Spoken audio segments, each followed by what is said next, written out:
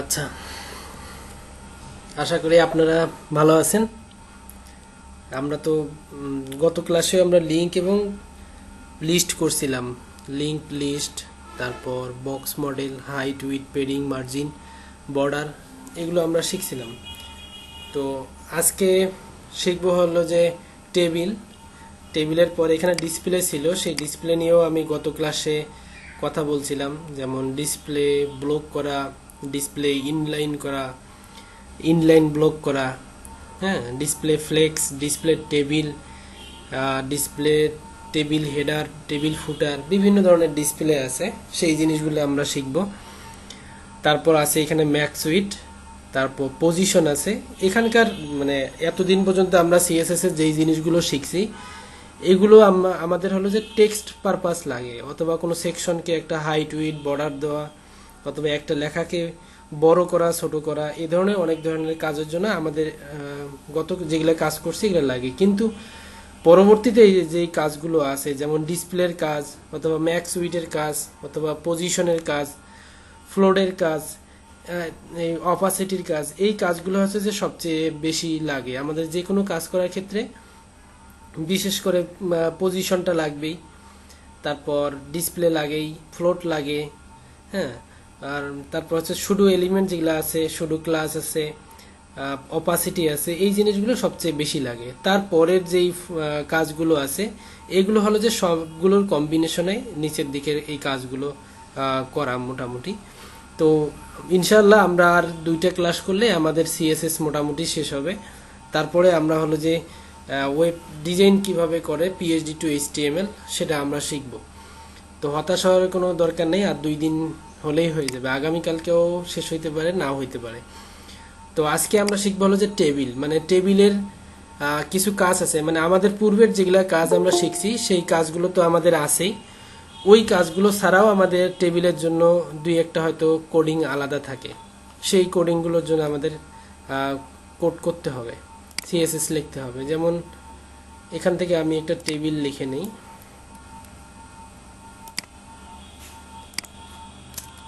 এটা আমার হলো যে একটা টেবিল। টেবিলে আমরা এইচটিএমএল এর টেবিল শিখছিলাম। যেমন টেবিলের তৈরি করার ক্ষেত্রে টেবিল ট্যাগের সাথে টেবিলের অনেকগুলো সাব ট্যাগ লাগে, যেমন টিআর, টিএইচ অথবা টিডি, এই ধরনের লাগে। যেমন টিআরতে হলো যে আমরা টেবিলের রো বানাই, টিডিতে হলো যে টেবিলের ডাটা সেল যেটা আমরা বলি সেটাকে বানাই, অথবা কলাম বানাই। তারপর টিএইচ আছে, টিএইচ এবং টিডির কাজটা একই। তো টিএইচ যখন আমরা দেব তখন আমাদের শিরোনাম হিসেবে কাজ করে, এরকম বোল্ড হিসেবে। আর টিডিতে কাজ করে হলো যে আমাদের নর্মাল টেক্সটের মতো। তো এগুলোই এই টেবিল যেটা আমাদের, এই টেবিলটাকে সুন্দরভাবে উপস্থাপন করতে হবে। হ্যালো ভাইয়া। জি, হ্যালো। জি সুলাইমান। জি ভাই, বলতেছিলাম একটু নয়েজ আছে, বড় কথা বলছি। নয়েজ হচ্ছে? দেখেন। জি জি, কেমন নয়েজ? হালকা, বেশি না, একদম হালকা, তারপরে বলে একটু শব্দ হবে। নয়েজ কি এখনো আছে? ভাইয়া এর হওয়া এখন নাই, এখন নাই। আচ্ছা, ধন্যবাদ। ওকে, তো টেবিলের ক্ষেত্রে হলো যে টিএইচ, টিআর, টিডি, এইগুলো জিনিস আমরা আগেই শিখছি। তারপরে আমরা টেবিলের ক্ষেত্রে আমরা একটা জিনিস শিখছিলাম যে টেবিলের বর্ডার দেওয়া যায়, তাই না? আপনি বর্ডার দিলে চতুর্দিকে টেবিলের একটা বর্ডার চলে আসবে, এই ধরনের। তা আমরা হচ্ছে এই কাজগুলো এখন করব সিএসএস দিয়ে। সিএসএস দিয়ে আমরা কিভাবে টেবিলের বর্ডার দিতে পারি, কিভাবে একটা টেবিলের হাইট দিতে পারি, উইডথ দিতে পারি, এই ধরনের কাজগুলো আমরা সিএসএস দিয়েই করব। তো সিএসএস এর যখন আমরা কাজ করব তখন আমরা ট্যাগ সিলেক্টর দিয়েও কাজ করতে পারি, অথবা আমরা ক্লাস অথবা আইডি সিলেক্টর নেব। ক্লাস অথবা আইডি আমি দিলাম যে ইনফরমেশন, একটা ক্লাসের নাম দিলাম ইনফরমেশন। যখন আমরা এইচটিএমএল এ এই কথাগুলো আপনারা পারেন, তারপর আমি রিপিট করি।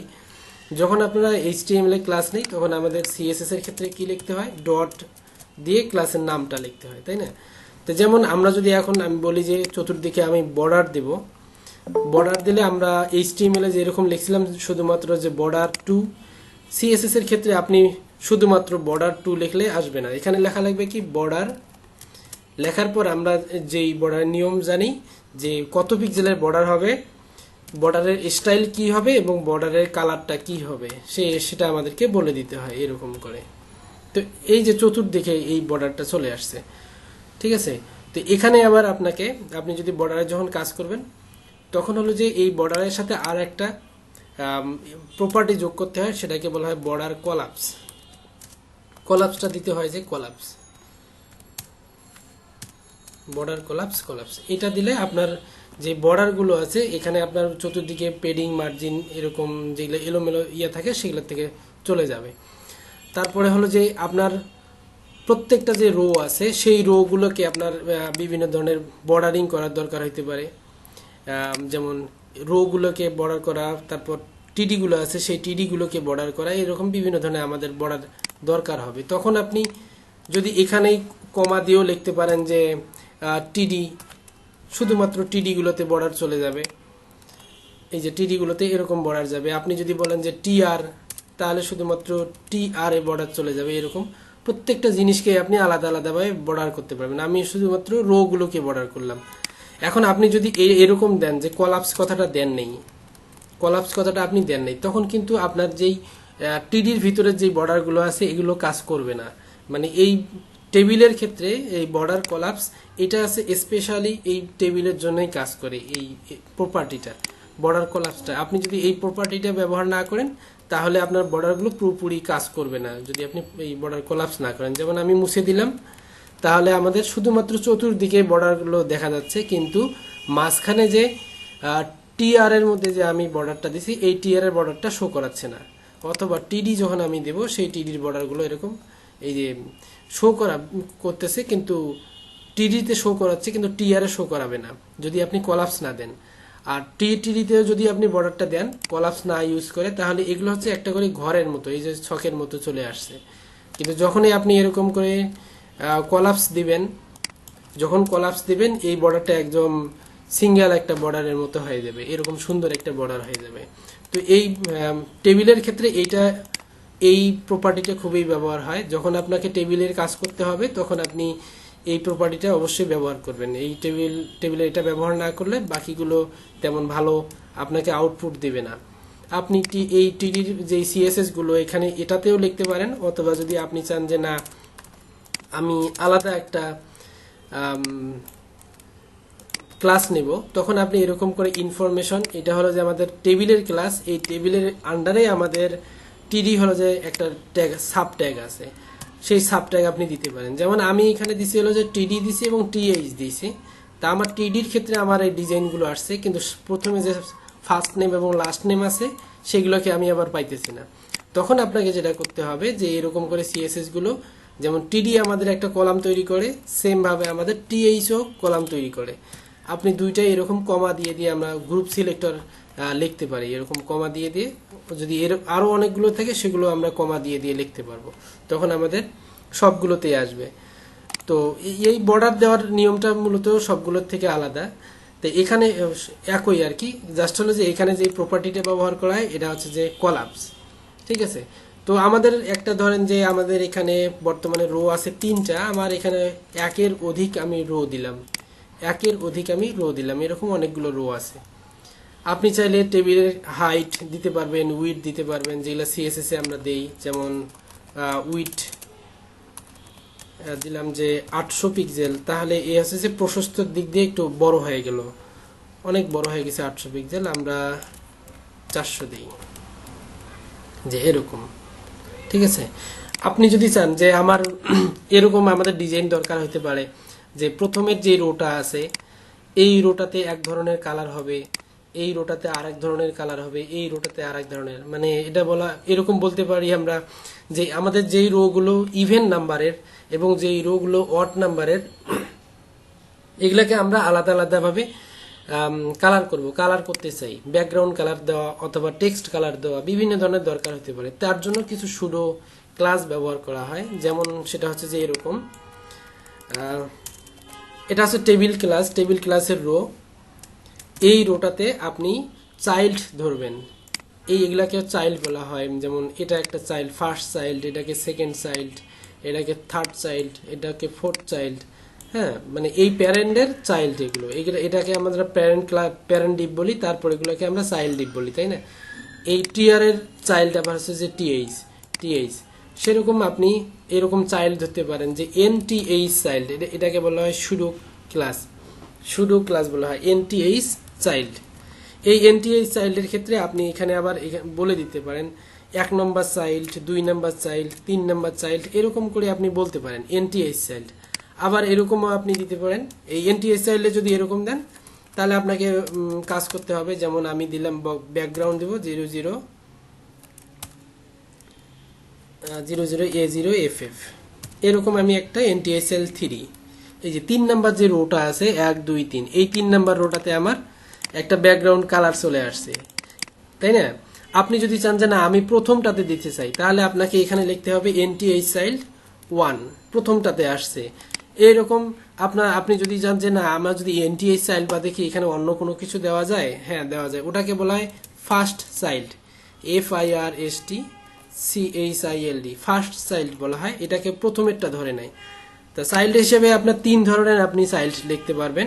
একটা হচ্ছে যে ফার্স্ট চাইল্ড, একটাকে বলা হয় লাস্ট চাইল্ড, হ্যাঁ আপনি লাস্টেরটাকে ডিফাইন করবে সে। আর একটাকে বলা হয় এনটিএইচ চাইল্ড। আমরা এনটিএইচ, যেমন আমরা যে কোনো প্রোগ্রাম তৈরি করার সময় প্রোগ্রামের লুপ যখন আমরা করি তখন আমরা বলে দিই যে এনতম, এরকম একটা আমরা কথা বলি। সেই এনতমের কাজ হলো যে এনটিএইচ চাইল্ড। তাই এনটিএইচ চাইল্ড যখন আপনি দিবেন তখন কিন্তু সরাসরি এটা কাজ করবে না। এখানে কততম এই চাইল্ডটার এই প্রপার্টিটা কততম রোতে কাজ করবে সেই তমটা এখানে বলে দিতে হবে, যেমন তৃতীয়তম, পঞ্চমতম, এরকম আমরা যে এনতম যেটাকে বলি সেটাই হচ্ছে যে এনটিএইচ চাইল্ড। যেমন আপনি এখানে বলতে পারেন যে সেকেন্ড, কিন্তু সেকেন্ড চাইল্ড বলতে কোনো কিছু নাই, ফার্স্ট চাইল্ড আছে, লাস্ট চাইল্ড আছে, আর হচ্ছে যে এনটিএইচ চাইল্ড আছে।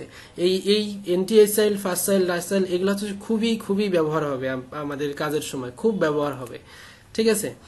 তো এখানে আর একটা এই এনটিএইচ চাইল্ডে আপনি এখানে ডিফাইন করে দিতে পারবেন 1 2 3 4 যততম আপনার চাইল্ডে কাজ করতে চান।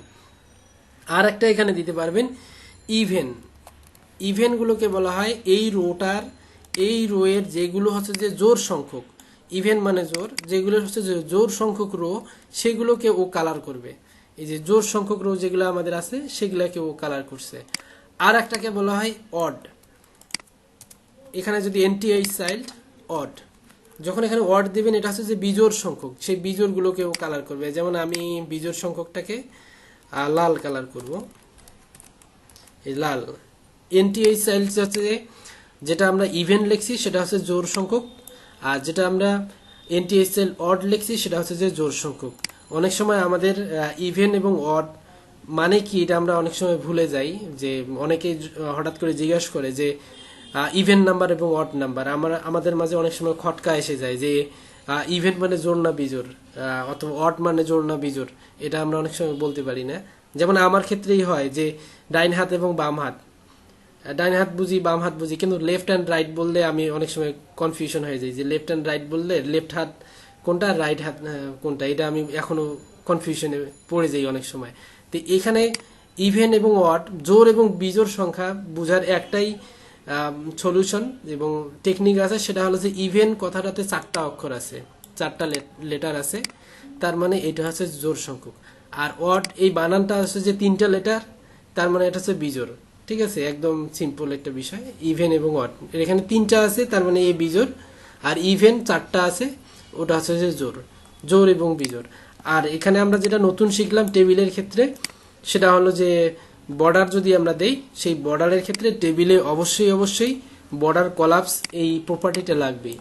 আর আমরা যদি বিভিন্ন ধরনের রোকে আমরা কালার করতে চাই, ফন্ট সাইজ দিতে চাই, background colour, text colour, padding, margin, বিভিন্ন ধরনের যা যাবতীয় আমরা চাই ইচ্ছা মতো আমরা ইউজ করতে পারবো।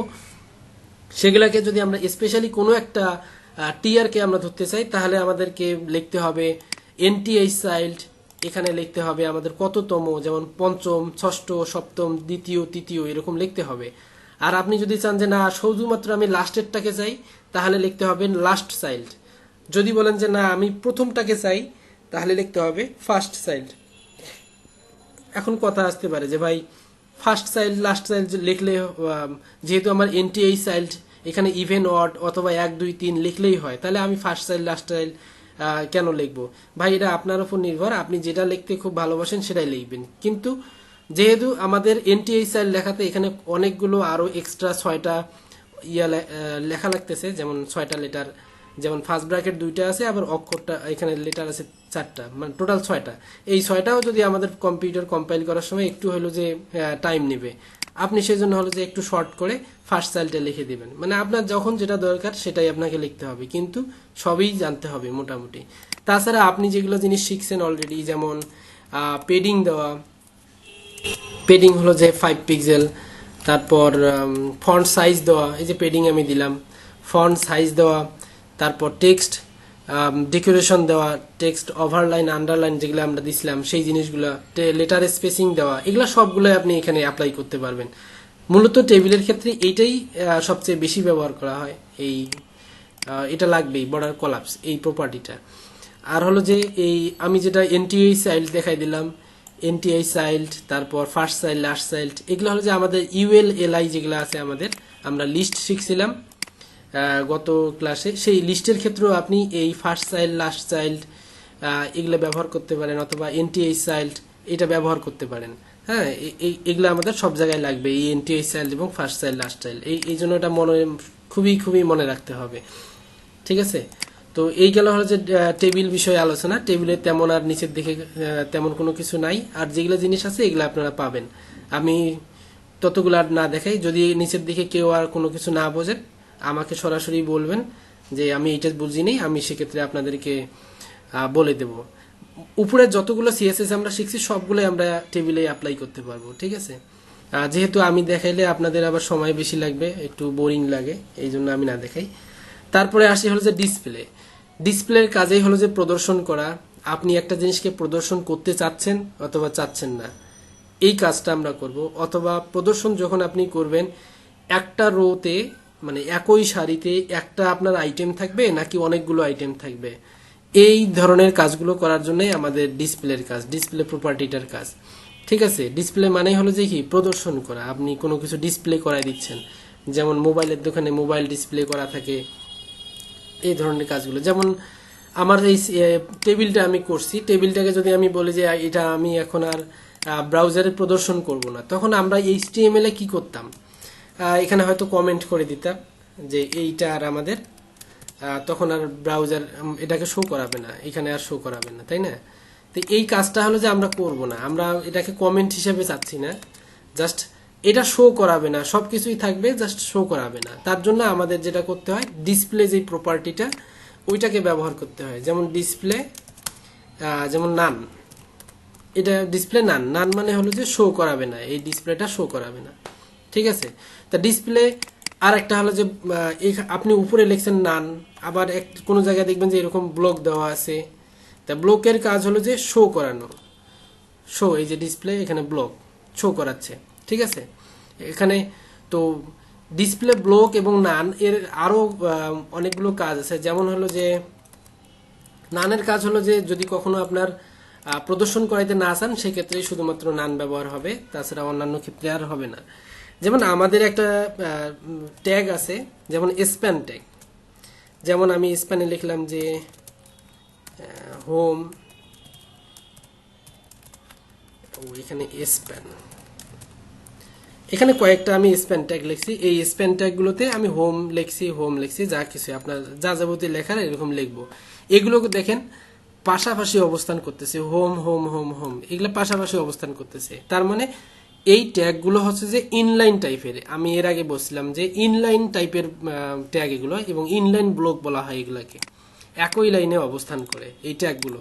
আপনি যদি এখন চান যে না ভাইয়া আমার এখানে স্প্যান আছে, ঠিক আছে, কিন্তু এক লাইনে শুধুমাত্র একটাই থাকবে, এক লাইনে শুধুমাত্র একটাই হোম থাকবে, অন্য কোনো কিছু আর থাকবে না, তখন সেটাকে এই যে স্প্যান যে ট্যাগগুলো আছে এই ট্যাগগুলো ডিফল্ট ভাবে ইনলাইন ব্লক করা থাকে অথবা ইনলাইন করা থাকে। এগুলোকে যদি আপনি এখন ব্লক করতে চান তখন আপনাকে এরকম সিএসএস লিখতে হবে, ওর যে সিলেক্টর অথবা ক্লাস অথবা আইডি অথবা ট্যাগ লেখার পর ডিসপ্লে, এখানে লিখে দিলেন যে ব্লক, ডিসপ্লে ব্লকের কাজ হলো যে এক লাইনে শুধুমাত্র একাই থাকবে, অন্য কাউকে আর ও পাশাপাশি নিয়ে আসতে দেবে না। এটা হচ্ছে যে ডিসপ্লে ব্লকের কাজ। যদি কখনো আপনার এরকম দরকার হয় যে কোনো একটা এলিমেন্ট, যেই একটা এরিয়া আছে, ডিভ আছে, সেকশন আছে, সেটাতে ফুল উইথটাও কাভার করবে, তখন আপনি সেটাতে ডিসপ্লে ব্লক ব্যবহার করবেন। আবার এরকম আমাদের অনেক সময় আমরা দেখব, যেমন আমি যদি লিখি যে ডিভ ক্লাস দেওয়া নাই, মনে করেন ডিভ হলো যে অ্যাবাউট ডিভ ক্লোজ, এরকম হলো যে আমি নোটপ্যাডে এই জন্য লিখে দিই, কারণ হলো যে আমি মানে বারবার লিখলে যেন আপনাদের হলো যে মনে থাকে, এবং যেহেতু আপনারা নতুন সেক্ষেত্রে, যেমন আমি এখানে ডিভ লিখলাম, ডিভ লিখে কয়েকটা আমি ডিভের ক্ষেত্রে অ্যাবাউট লিখে রাখছি।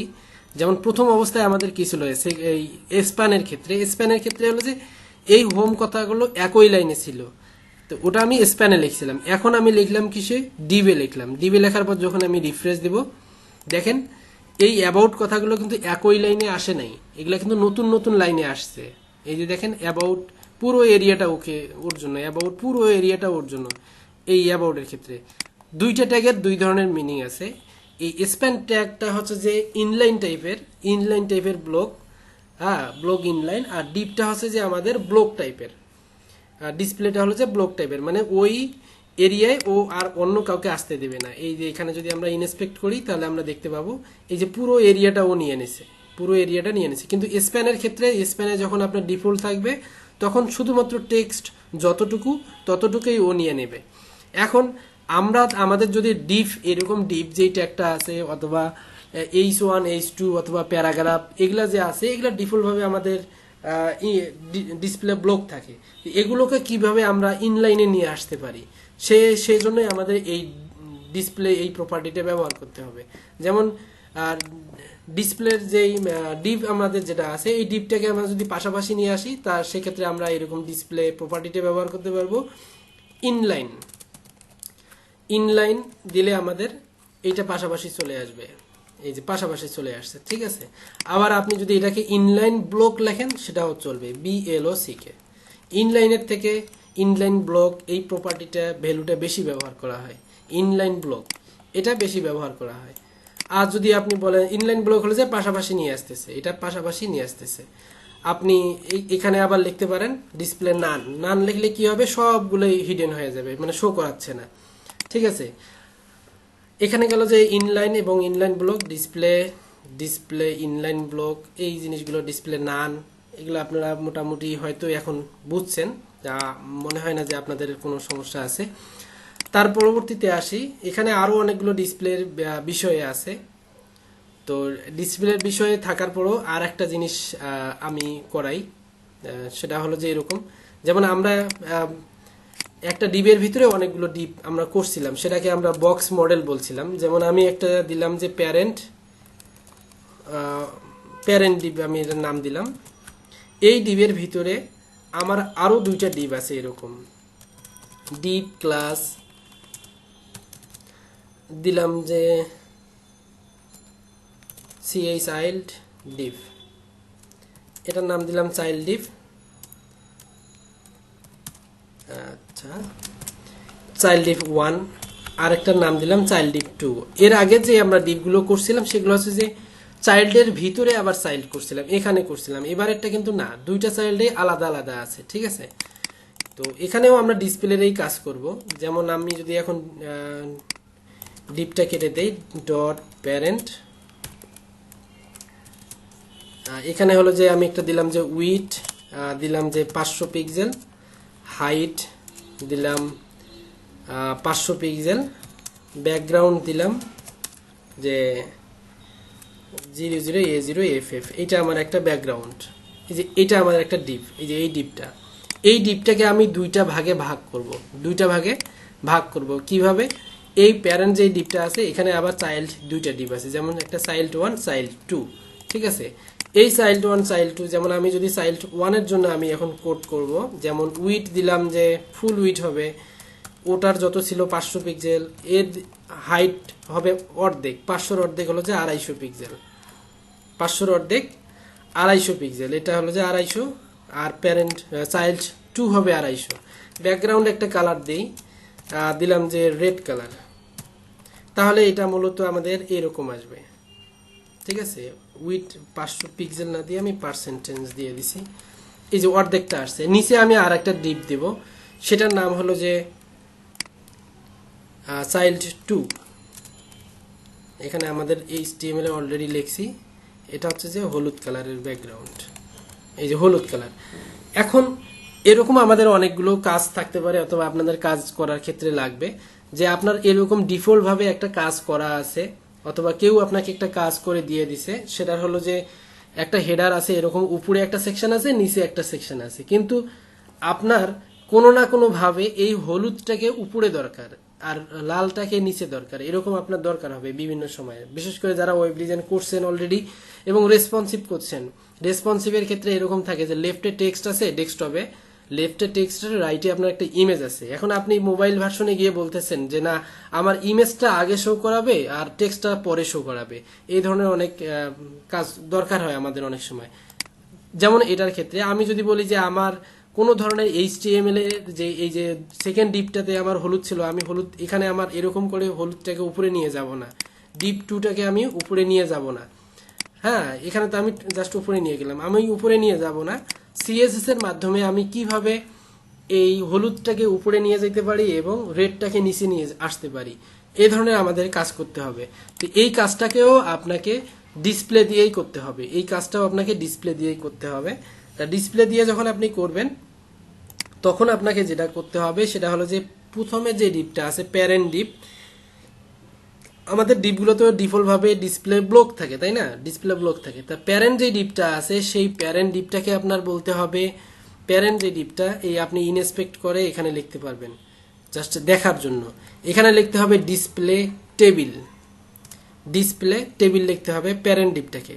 যখন আপনার এটাকে টেবিল হিসাবে নেবেন, তখন ডিসপ্লের আরো অনেকগুলো প্রপার্টি আছে। যেমন প্রথমে যেটাকে আপনি নিচে নিয়ে আসতে যাচ্ছেন, যেমন চাইল্ড 1, চাইল্ড ডিপ 1, এটাকে আপনি নিচে যাচ্ছেন, এটাকে লিখে দিবেন যে ডিসপ্লে টেবিল ফুটার।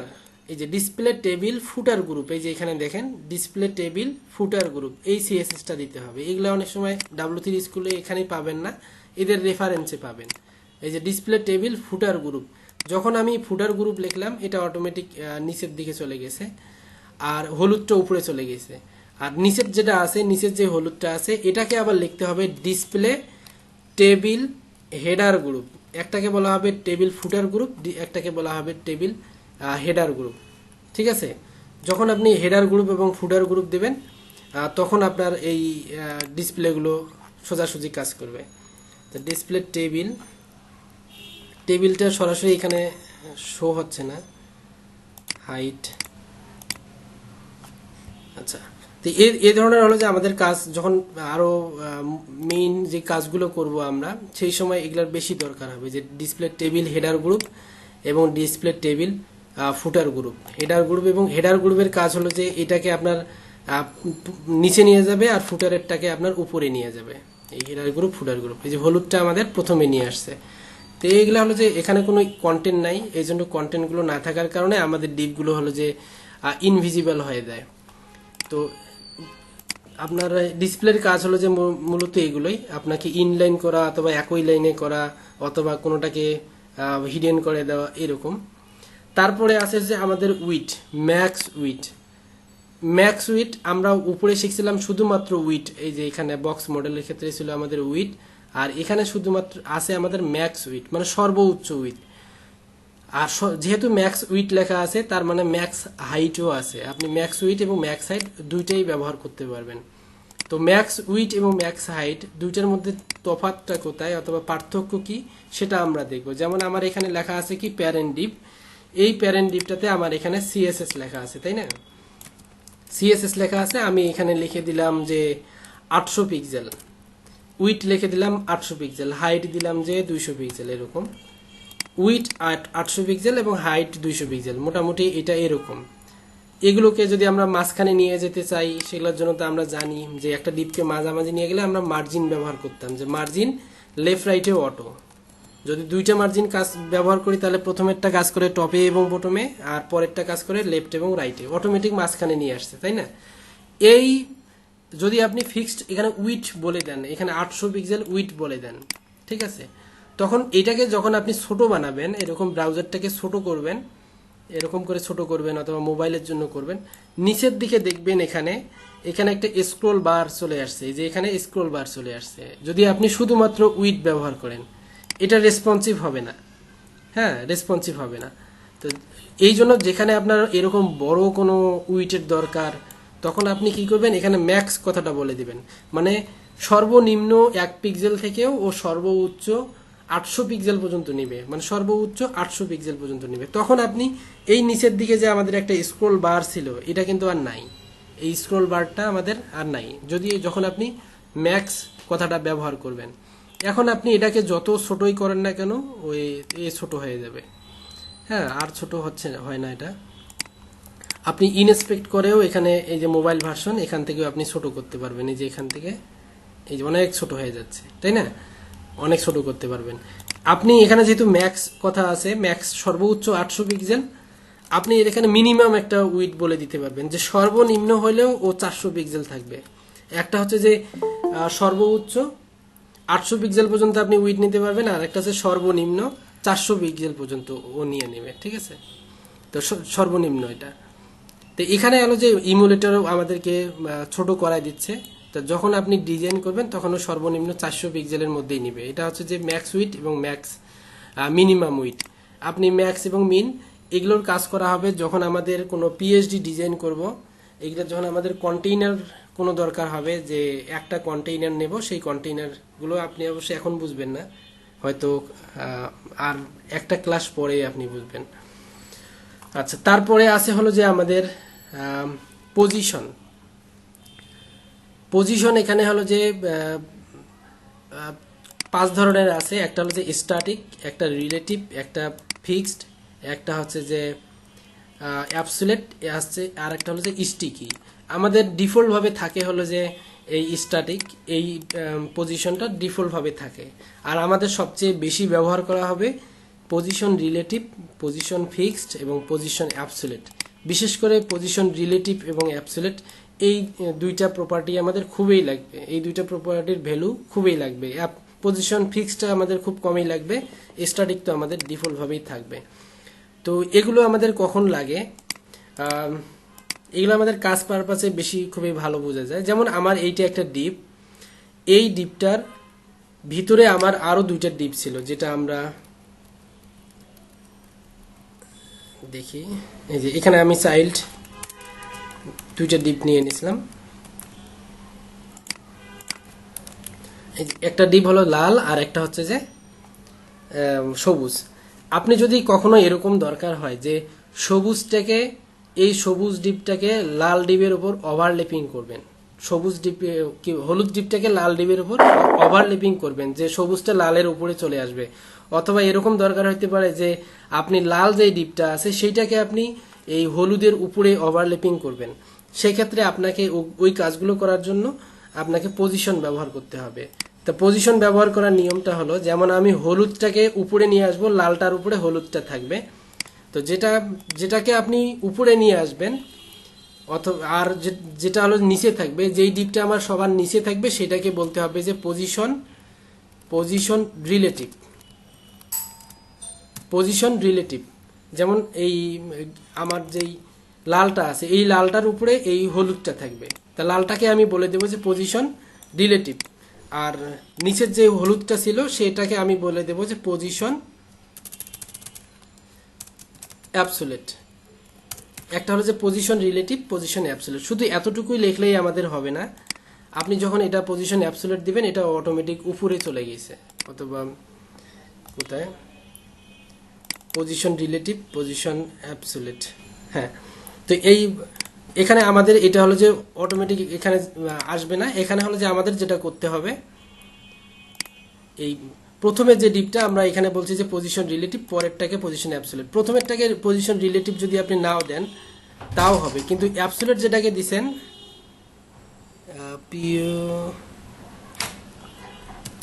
জি স্যার, চাবিটা তো শেষ আপনি এখানে নয়েস হয় তো।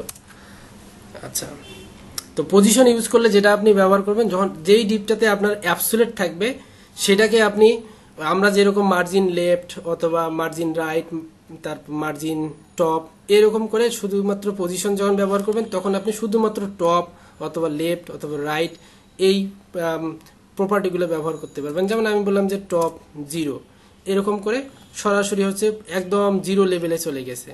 অথবা একে বলতে পারেন যে এই সেকশনটার আর একটা হলো যে আমরা যেই এখানে দুইটা ডিপ নিয়েছিলাম, একটা হলো যে পজিশন রিলেটিভ এবং একটা পজিশন অ্যাবসোলিউট, মানে আমরা রেডটাকে রিলেটিভ দিছিলাম আর হলুদটাকে অ্যাবসোলিউট দিছিলাম। কিন্তু আমাদের যে মেইন ডিপটা ছিল, এখানে একটা মেইন ডিপ আছে, এই মেইন ডিপটার হাইট ছিল আমাদের 500 পিক্সেল। এই কারণেই হলো যে ও 500 পিক্সেলের মধ্যেই হলো যে অবস্থান করছিল।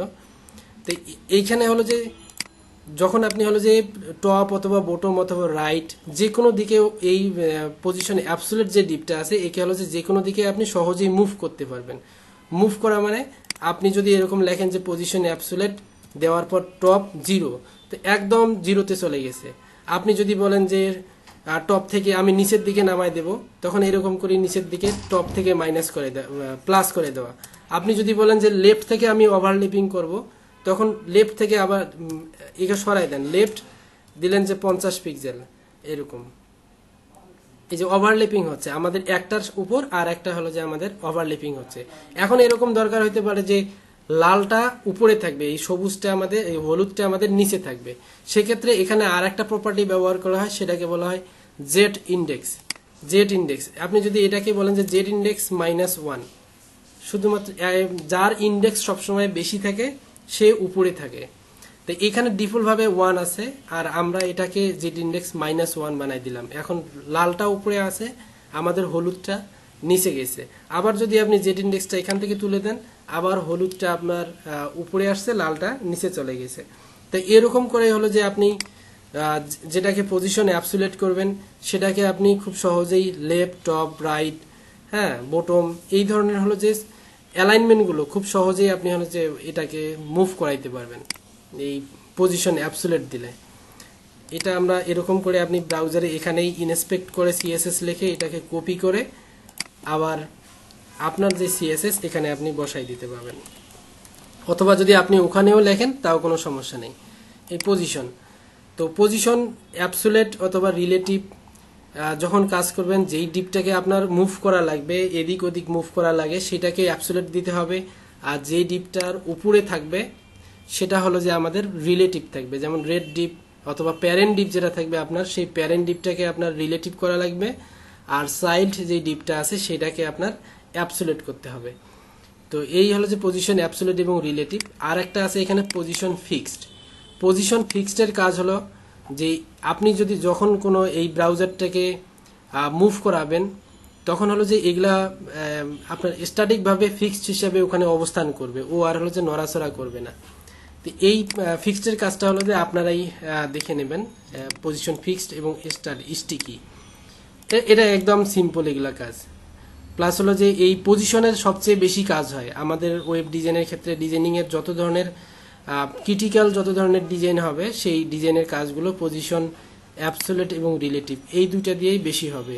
যেমন এসকিউ এর যেগুলো কাজ থাকে, অনেক সময় আমাদের দেখবেন যে বাঁকানো অনেক ডিজাইন থাকে, লেফট রাইট অথবা বিভিন্ন অ্যাঙ্গেলের যে ডিজাইনগুলো থাকে, ওই ধরনের ডিজাইনগুলোর ক্ষেত্রে আমাদের এই পজিশন খুবই খুবই ব্যবহার হবে। তার পরবর্তীতে আমি যেটা শেখাইছিলাম সেটা হলো ওভারফ্লো। ওভারফ্লোর দুইটা প্রপার্টি, ওভারফ্লো প্রপার্টিটা দুইটা ভ্যালু হয়। যেমন একটা আছে ওভারফ্লো স্ক্রল, আর একটা আছে যে ওভারফ্লো ভিজিবল। ও স্ক্রল, আর একটা দেখি, হ্যাঁ, ভিজিবল, হিডেন, স্ক্রল, অটো। তাই হিডেন, ওভারফ্লো হিডেনটা ব্যবহার হয় আর স্ক্রলটা ব্যবহার হয়। বাকি যে ভিজিবলটা আছে সেই ভিজিবলটা ডিফল্টভাবেই থাকে। কিন্তু যদি কখনো কারো যদি আপনি এক্সিস্টিং প্রজেক্টে কাজ করেন, সেক্ষেত্রে যদি মনে করেন যে সে এক জায়গায় ওভারফ্লো হিডেন ব্যবহার করছে, কিন্তু আপনার সেই জায়গায় ওভারফ্লো হিডেনটা দরকার নেই, আপনাকে ভিজিবল করতে হবে অথবা স্ক্রল করতে হবে, তখন আপনি তার কোডটাকে রিমুভ করায় না দিয়ে ওভাররাইট করতে পারেন আপনার কোনো স্টাইলে। তখন আপনি যদি ভিজিবল দরকার হয় ভিজিবল করবেন, অথবা স্ক্রল দরকার হলে স্ক্রল করবেন, ওইটাকে ওভাররাইট বলা হয়। ওভাররাইট বলতে এরকম, যেমন আমার এখানে প্রথমে যে 16 নাম্বার লাইনে যে কোডটা লিখছি আমি, যেমন প্যারেন্ট এখানে লিখছি আমি 500 পিক্সেল, তাই না? এই কোডটাকেই যদি আমি একদম 36 নাম্বার অথবা 37 নাম্বার লাইনে এখানে গিয়ে যদি আমি লিখি যে 900 পিক্সেল, তখন আমার কোন কোডটা বেশি কাজ করবে? সবার শেষে হলো যে যেই কোডটা লেখা হয় সেটাই প্রাধান্য বেশি পায়। যেমন আমি এখানে লিখলাম 900 পিক্সেল, এইটার সবচেয়ে প্রাধান্যটা বেশি, 900 কাজ করবে। ঠিক আছে,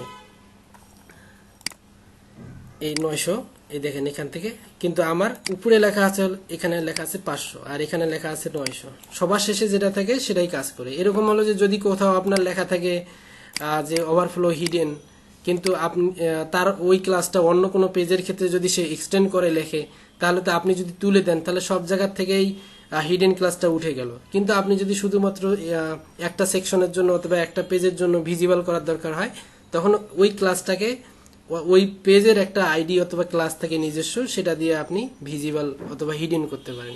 এগুলা কাজ যখন করব তখন আরো আমাদের ক্লিয়ার হবে। এবং গত যে ভিডিও ছিল সেই ভিডিওতে আমি ওভারফ্লো ভিজিবল সম্পর্কে হয়তো বলি নেই, ভিজিবিলিটি সম্পর্কে আমি বলছিলাম, ডিসপ্লে এবং ভিজিবিলিটির কাজ। তো এটাও একদম সিম্পল, এটা আপনারা দেখে নেবেন যে এরকম স্ক্রল করা কোনো একটা ফিক্স সেকশনকে, কন্টেন্টগুলো স্ক্রল করে নেবে। তো আগামীকালকে আমরা আবার দেখব হলো যে ফ্লোট, ইনলাইন, শুডো এলিমেন্ট, শুডো ক্লাস, হ্যাঁ, কম্বিনেটর, অপাসিটি, হ্যাঁ, এই ক্লাসগুলোর কাজ করার পর আমরা এখান থেকে ন্যাপবার এবং ড্রপ ডাউন, এই পর্যন্ত আমরা কাজ করব কালকে, ন্যাপবার এবং ড্রপ ডাউন। তো আপনারা পারলে আরও নিচের দিকে যেগুলো আছে এগুলা আমাকে কাজ করে দেখাই দিবেন যে আমরা এগুলো পারি। আমি দেখছি যে যারা নতুন তারাও অনেকগুলোই প্র্যাকটিস করছেন, প্র্যাকটিস করে আমাকে দেখাইছেন। এই জন্য আমি মনে করব যে আপনারা যদি প্র্যাকটিস করে আমাকে দেখেন, তাহলে আমি মনে করব যে না, এগুলো আমার দেখানোর দরকার নেই, আমরা ডিজাইন পার্টে সরাসরি চলে যাই, তখন আমরা ডিজাইন করতে পারবো। যখন ডিজাইন শেষ হবে তখন আমরা ডেভেলপমেন্টটা হাত দিতে পারবো। ঠিক আছে, হ্যালো। জি ইনশাল্লাহ।